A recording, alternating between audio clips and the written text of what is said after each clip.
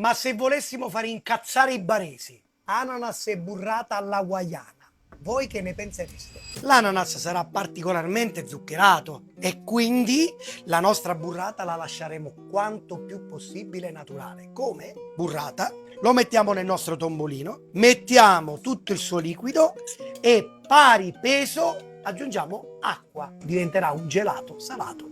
Mettiamo in congelatore -20 e lo passeremo 2-3 volte fino a diventare una mousse fredda. Prepariamo l'ananas e facciamo un bel fettone quanto più regolare possibile. Mamma mia che bel profumo. Adesso togliamo tutto quello che è non commestibile. Con queste qua, noi qua al ristorante facciamo il tepace. Mamma mia quanto è buono. L'ananas è pronto, andiamo a caramellare. Zucchero e lo faremo caramellare a secco. Caramello quasi pronto, non andiamo a declassare con l'acqua perché andremo a mettere l'ananas. E 2, rialziamo un pochettino la fiamma e facciamo andare da una parte e dall'altra. Questo lo mettiamo qui, ma non buttiamo questo, ci servirà per altro. Diamogli un accenno di brace.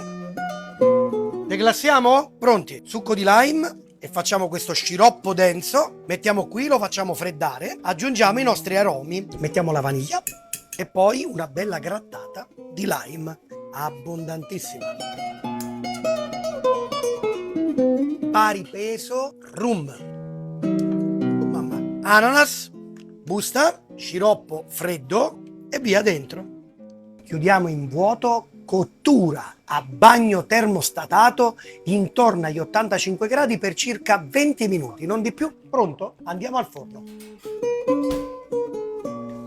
Ananas pronto, tamponiamo leggermente qui e il liquido facciamo ridurre. Andiamo con questo, così, mettiamo sopra lo sciroppo che abbiamo fatto ridurre, guarda, così. Mettiamo un po' di biscotto giusto qui, grattugiamo un pochettino di lime. Ve la ricordate la burrata? L'abbiamo trasformata. E fate i bravi.